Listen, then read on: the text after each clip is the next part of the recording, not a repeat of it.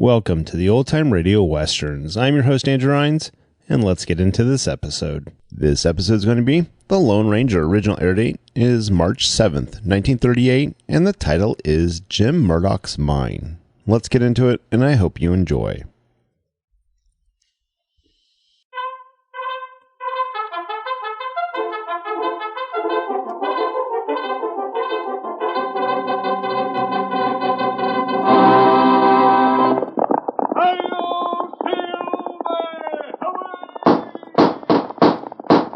A fiery horse with the speed of light, a cloud of dust, and a hearty hi-yo Silver, the Lone Ranger.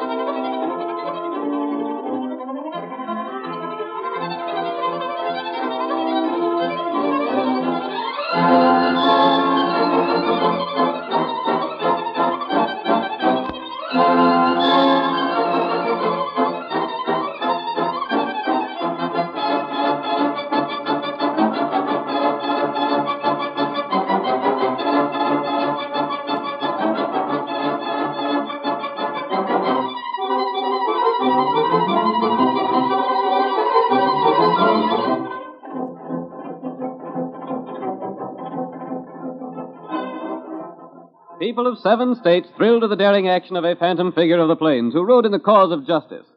No one ever knew where he came from nor where he went when he completed his heroic deeds. But even today the cowboys gather around the campfire and tell stories of this famous masked man, of his heavy 6 guns with their bullets of silver, of his great white horse, the fastest the West has ever known. Hi-yo, Silver! Here he comes, riding like the wind, blazing new trails in the West of old. The Lone Ranger rides again. Come on, Silver, old boy! That's it, old fellow! We have a big job ahead of us! We must hurry, old boy! Hi-yo, Silver!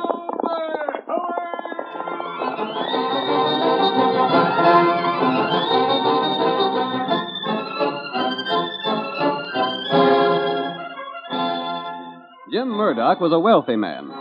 He drew huge profits from the gold mine he owned, and out of those profits, he had built a large home standing on the edge of Grant's Canyon. As tonight's story opens, we see him with a visitor, Barney Holden, the man to whom Murdock owed his present position. Holden has brought news from town. So that's what Abe Jenkins planned to do with you, Murdock. Come here demanding that I help him out, huh? Yeah. He claims that you and him owned the mine between you. Then you suggested that you split it, and each you take a section for your own and work it independent. That's just what we done. He's sore because your half panned out first rate while his wasn't worth a hoot. Well, we both took the same risk, didn't we, Holden? Sure. As far as he knows. You don't reckon he suspects the truth, do you? No, how could he?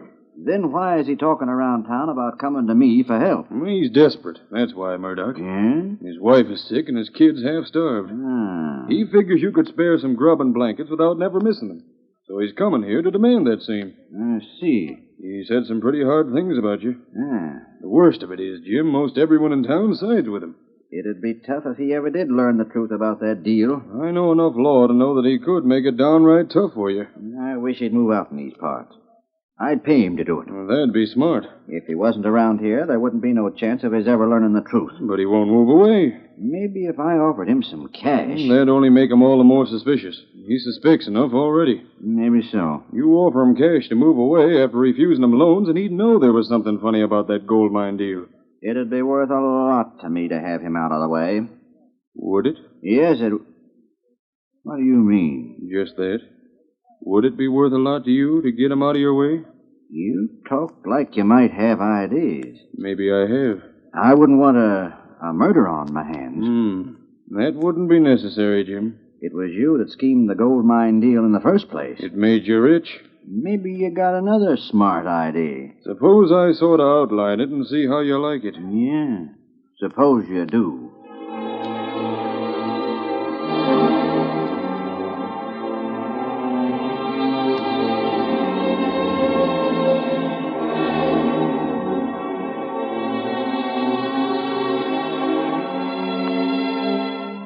While Murdock and Holden made further plans against Abe Jenkins, the man they'd already robbed, Jenkins was making his way to Murdock's home. As he approached the large house at the canyon's edge, he loosened the safety catch on his holster to make sure he could draw in a hurry. He's there alone. I'll make out all right. Hate to think of robbing a man, but I'd do more than that to see Martha and the kids warm and well fed for once. Hope he's alone in there. Who is it? It's me, Abe Jenkins. Open up, Murdock. I want to talk with you.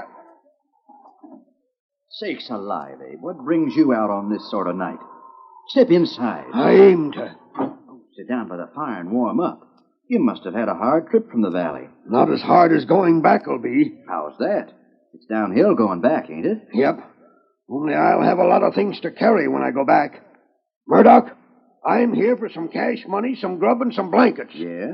Yes, and I'm going to get 'em. Here, put down that shooting iron. What ails you? Maybe you never faced a man that was driven to thieving by the sight of his wife and kids being cold and sick and hungry.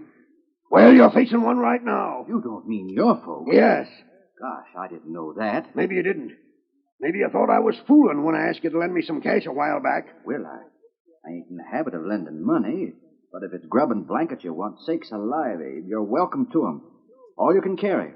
All a mule can carry. A mule wouldn't eat the grub my kids have had to eat for the past week. I'm downright sorry things are so tough. Maybe you know why they're tough.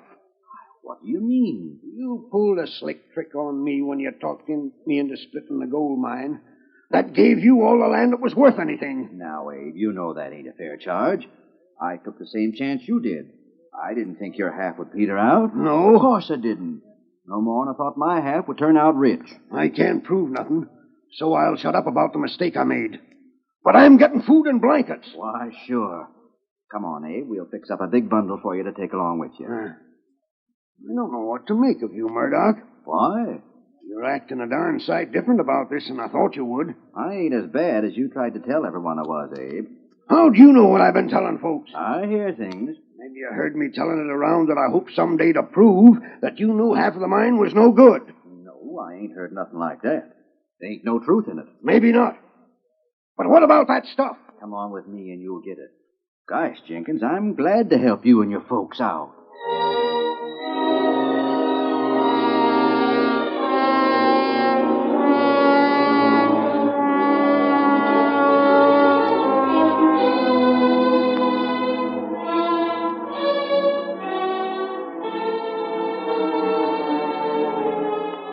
Murdock gave Jenkins the blankets and food he asked for, and he helped him to load them on a mule.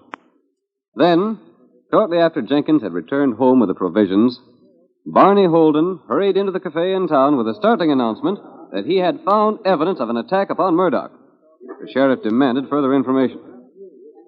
How'd you know there'd been foul play at Jim Murdock's place, Barney? I went there just to spend the evening with my friend Jim, and the house showed signs of a terrible fight. Gosh, where's Murdock? That's just it. The door was open wide with the wind howling through the house, and there was furniture upset and things busted and no sign of Jim Murdock around anywhere. Who went there? How'd I know? I spent some time looking around the house, and when I seen what must have happened to Murdock, I hustled back here to tell you. What must have happened to him? Murdered. Did you find him? No, but you know where his house is. Right at the edge of the ravine. Yeah. What happened? There's a window looking out in the ravine, and that window was smashed. Gosh. Looked like someone had gone through it. Then we'd be likely to find Jim at the bottom of the ravine. That's what I'm afeard of, Sheriff. Sakes alive. Looked to me like a robbery. Robbery and murder. Who could have done it? I got a blame good idea. Who? Just name the man that killed my friend and let me at him. Wait.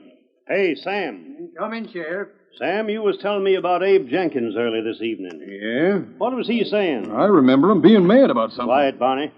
Go on, Sam. Well, as I recollect, Abe Jenkins was vowing he'd make Jim Murdock hand out the things he was needing. Just so. Abe Jenkins, huh?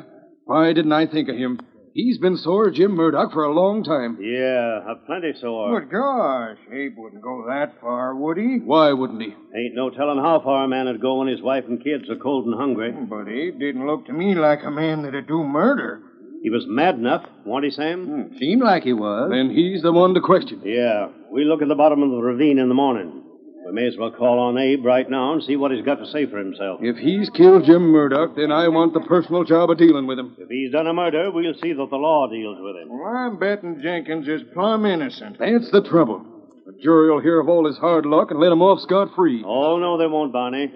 It's one of two things. Abe done it or he didn't. If he didn't do it, he won't get arrested.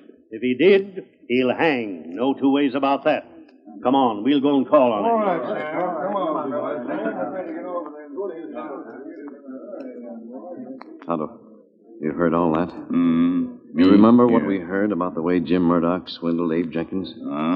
We came here to see if we couldn't get a square deal for the poor fellow. That right. Now it seems that he needs friends more than he did before. Him, good feller. And I don't think he'd do what Barney Holden says. You know plenty about that feller. Yes, I do. Come on, Kimasabi. We're going to follow the lawman and hear what Abe Jenkins has to say.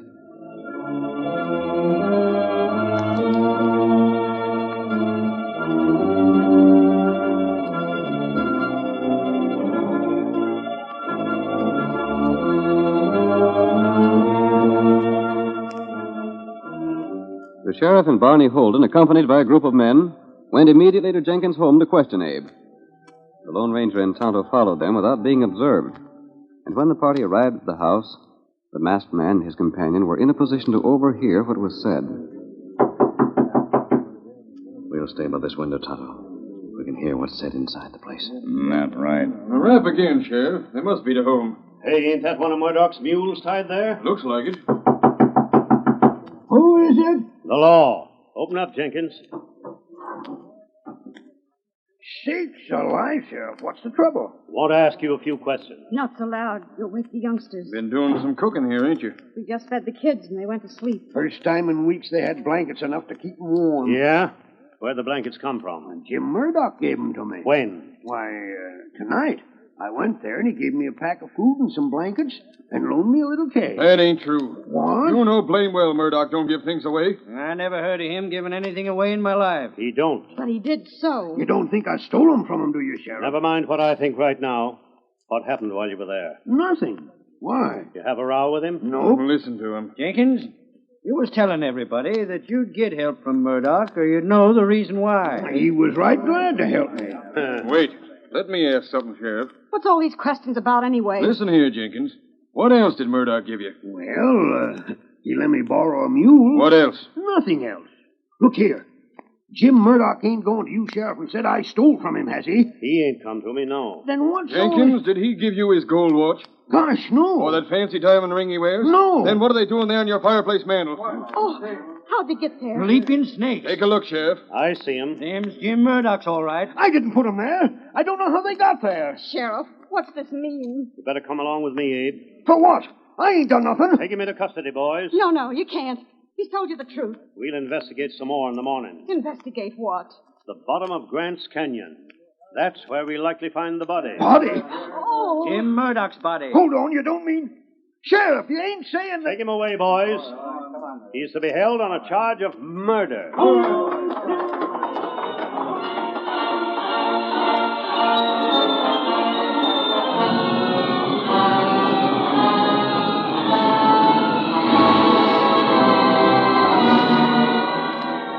The curtain falls on the first act of tonight's thrilling Lone Ranger drama.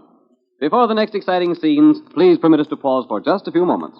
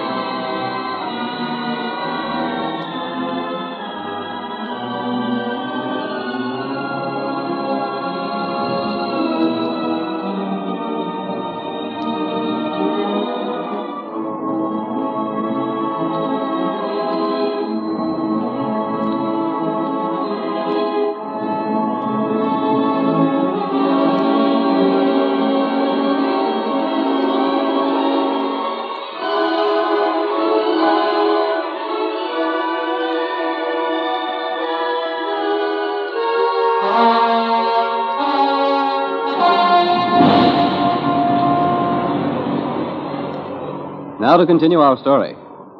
You will recall that in the first act of tonight's Lone Ranger drama, we learned that Murdock and Holden cheated Abe Jenkins out of his share of a gold mine, now owned by Murdock. Jenkins, reduced to poverty, appealed to Murdock for food and blankets. These were given him.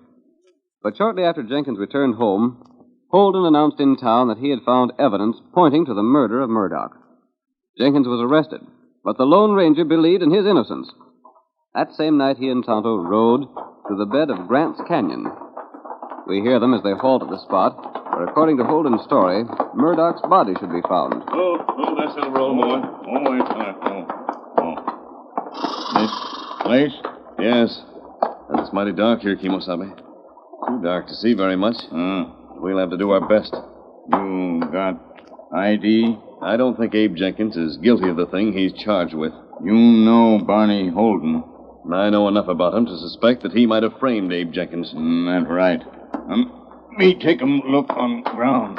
If Abe told the truth, then Holden put that watch and ring in his house just to make it appear that he'd killed Murdock. I'll dismount and help you look around down here, Tonto. If anyone has fallen from the ledge above, we might find him before the sheriff. That plenty long fall. It's quite possible he'd have fallen into the water. That's right. The beach along here is mighty narrow. Him fall in water, we not find him. The stream is pretty swift. Might carry him down quite a distance. In that case, the lawman might convict Abe Jenkins without finding the body because of the difficulty of searching for it. They wouldn't need it to prove there's been a murder. That's right. Wait. What is it, Tonto? Me hear splash in water. If there were only more light down here, we could search better. I heard it that time, Tonto. Something fall in water. There's only one place it could fall from. That's up on top of the ledge. That's right. And if Jim Murdock is dead, there wouldn't be anyone up there. Maybe him not dead. In any case, we're going up above and find out. Plenty long way round. We can make it before daybreak. Yep. Come on, Tonto. Me ready. Come on, Silver.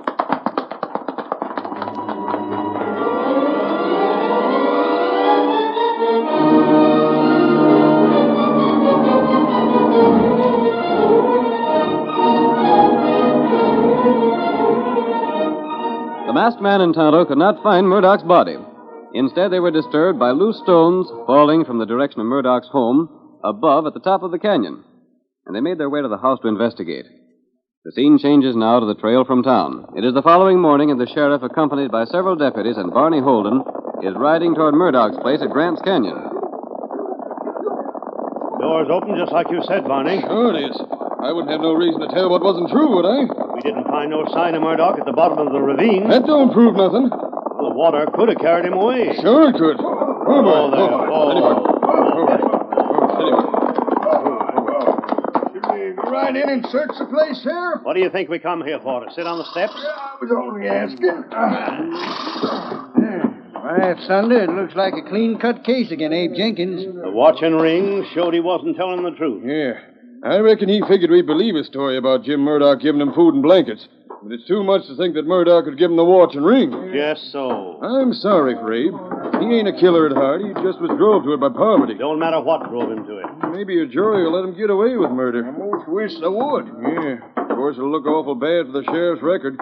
Other counties that speak of this one as a place where they let men get away with murder. He won't get away with it. I don't blame you, Sheriff. You got your reputation to look out for. Gosh, sure enough been a scrap in this house, ain't they, though? Sure has. There's the window at the rear. You see where I figured he went through? What's beyond the window? A ravine. The house right on the edge of the ravine? Well, no, there's 5 feet of ground there, but that's all. Maybe Murdock didn't go over the edge. Oh, he went over all right enough. How do you know that? I looked out the window last night when I was here. Held a lamp up so as I could see out. I could see where the ground had been disturbed from him sliding over the edge. We'd have a look outside. Yeah, we can go right through. Hey, what's this? What you got there, Sam? Looks to be a letter of some sort. Let me see it. It was thrown in the fireplace to burn. It looks like the wind come and blowed it out. You can see where it's charred. Yeah. What's it say? Well, now this is downright interesting. What is it, Sheriff? Don't you know, Barney? No, can't say as I do. I'll just hang on to this for a time. Yeah, but let me see it. Nope. Come on. We'll get out that busted window and have a look at the ledge outside. Hey, What's the matter? there's Jim Murdock on the ground. What? Let me see. Sure enough, there he is, lying face down on the ground there. Now, come on through this window. Maybe he ain't dead yet. I don't see how... What's the matter, Barney? I thought you told me he wasn't here last night. I didn't see him. Sam, you take care of Murdock. The rest of you stay here. Barney, you was here after Jenkins left, wasn't you? Yes, that is, According to your own story, you was. I reckon so. You're the one said the house is all tore up like this. Now, it seemed to me, Barney, that if you didn't see Murdock there when you come here after Abe had left, it couldn't have been Abe that put him there. How is he? Is he hurt bad? Now, wait a minute, Barney. You stay right here. Sam's looking over him. What'd you find, Sam? Ain't nothing can be done for him now. Gone? Yep, he's done for. Then Abe Jenkins done it. I wouldn't be so fast as to say that, Barney. But he must have. I reckon when I looked out the window last night, I must have been so excited that, well, I didn't see him. It was dark, you know. Yeah, but you said you had a lamp. Well, maybe I just missed seeing him. But what's the difference? A lot of difference, Barney. Well, I don't see what it is. If Murdock wasn't here when Abe left, then it couldn't have been Abe that done the job. No. That means it must have been someone else. Now, let me have a close look at him. The rest of you stay back there. Sam, you help me. Yeah, maybe we can find some more clues, Sheriff. Maybe so. Something to go with that paper from the fireplace. Hey, Sheriff's got something already. Reckon I have. What is it, Sheriff? Jim Murdock's hands closed tight on something here. I'm trying to get it loose. What is it? Now, don't be so fast about it. Let me find out for myself. He's holding on to something mighty tight. Can you get it? I'll get it. There. Shucks, ain't nothing but a button. A button? Yeah, looks like a button from a vest, a fancy one. Sure enough. Say, Abe Jenkins don't wear buttons of that sort. Abe Jenkins ain't even got a fancy vest. Now, let me see. That might be a mighty important clue. Eddie. Hold on, Barney. You're wearing a fancy vest with buttons like this. Stand still there. Let me take a look. Doggone. There's a button missing from Barney's vest. That ain't my button, I tell you. Now, hold steady. Let me compare the two. By thunder, it's identical to the one that's on your vest. And here's threads still clinging to the bottom. Do they match the threads on the vest? They sure do. I can't understand it. I didn't have no scrap of Jim Shut up Murdock. a minute. Let me think. But I tell you, Sheriff, the frame up, Keep an eye on it, boys, till I have another look at this hunk of paper Sam pulled from the fireplace. We got you covered, Barney. Just don't make no move till the sheriff figures things out. This here paper, Barney, tells about you owing a sight of money to Jim Murdock. It ain't so. It ain't the truth. It's a note promising to pay him $5,000. I never owed no money like that. How'd I owe him such money? He never loaned money in his life. Now, if you was here last night and found out Abe Jenkins had been here before you... Oh, I was here. Listen to me. Shut up and let the sheriff talk. You might have found out that Murdock did just what Abe said he done. You mean Murdock might have really give Abe food and blankets? Sure he might have. Then Barney sees a chance to get rid of Murdock.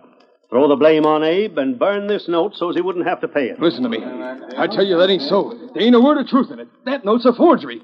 Let me see the name signed to it. This your writing? No, it ain't. I never wrote that. I reckon a jury will have to decide that, Barney. This note shows the motive for you wanting to kill Jim Murdock. But I didn't, I tell you. And him having tore a button from your vest, maybe as you was trying to push him through the window, eh? I didn't. I've been framed, I tell you, framed. I didn't do it. Me and Jim Murdock was the best of friends. Well, there's Murdock. Here's this note, here's the button, and there's your vest. Looks to me like we got more of a case again you than again Abe Jenkins. He ain't. Didn't he have the watch and ring? Didn't he have other things? According to your own story, Barney, you was here after Abe Jenkins left. You could easily have stole the watch and ring and put him in his house. When could I have done it? After you got in there with me last night. Reckon we'll take you to the calaboose. We'll jail both you and Jenkins till we find out a few more facts. Just 1 minute. Hey, who's the masked man? I have something to say. Don't any of you make a move. Oh, look at them 2 guns. And there's an engine with him. Where'd you come from? Maybe them two killed Jim Murdock. Maybe they didn't. Go on, stranger. Speak up. I've been waiting for you. Barney, there's just one man who can prove you are not guilty of murder. Who's that? I'm that man. You. I'll do it on one condition. Oh, name it. Just name it, that's all. That you tell the truth and the whole truth. About what? Who are you, anyway? That's not important. You better do what he says, Barney, or you'll swing as sure as shooting. Tell the truth about last night. What do you mean? You and Murdock planned to frame Abe Jenkins for a murder, didn't you? Murdock didn't want Abe Jenkins to learn the truth about the gold mine. So the two of you plotted to get him out of the way. Yeah, but Isn't that the truth? I didn't have no part in it. It was all Murdock scheming. You mean Murdock's scheme to disappear and let you tell the story about Abe fighting with him so's Abe would hang and be put out of the way? That's right. All I was to do was to tell you about the fight here. And to take the watch and ring and put them in the Jenkins home. Yes, but I didn't have no part in the murder. And why did Murdock want Jenkins out of the way? He was afeard that someday Jenkins might learn that I'd made a survey of the gold mine and told Murdock that half was no good. And it was on the strength of that Murdock split the claim and gave Abe the worthless part? Yes, that's the honest truth. Now you gotta keep your word. You gotta prove that I ain't guilty of a murder. Me get feller up now. You stand up. Murdock ain't dead? No. He's roped and gagged. I didn't see that before. It was done in such a way you couldn't see it, Barney. But the sheriff. Sheriff, you knowed he weren't dead. So the deputies, they seen him close. Sure, we knowed it. That masked man come to me last night and told how he'd seen Murdock fixed in the ledge to look like a man fell over into the water down below. No gag cut loose. You squealer. Murdock, I didn't know it. It was your scheme in the first place. Shut up. Maybe you can save your hides by turning over what rightfully belongs to Abe Jenkins. You see, Barney, as I told Murdock last night, the stone from the ledge fell down below and brought Tonto and me here. We saw what you were doing and told the sheriff everything. Yeah. And then during the ride here, I got a button from your vest and put it where it looked like I took it from the dead man's hand. Framed. As for that burned paper, the masked man put that in the fire. Oh, that masked man. He's the one that's done it all. Yep, he's the one. I reckon, Murdock, the best way to catch a couple of rats to try to frame an innocent man for murder is to pull the same sort of tricks on them. Oh, don't take us to jail. Listen, I'll give Abe half my claim. Well, maybe Abe will settle for a half, and maybe he'll take it all. But whatever Abe wants, he's going to get. We'll take him the news he's waiting to hear.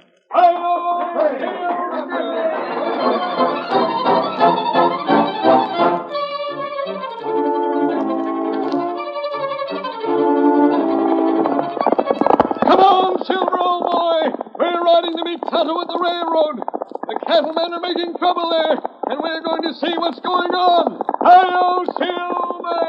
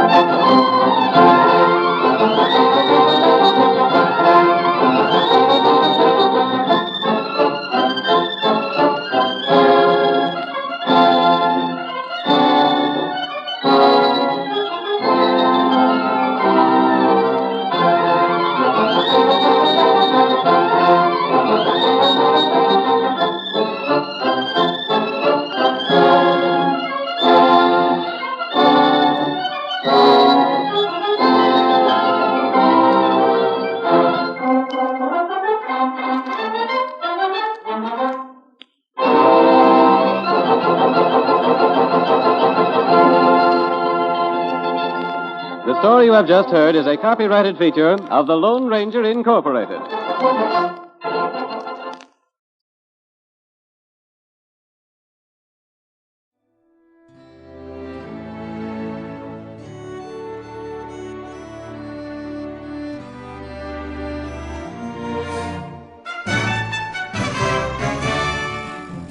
This has been a presentation of OTRWesterns.com, and we hope you enjoyed.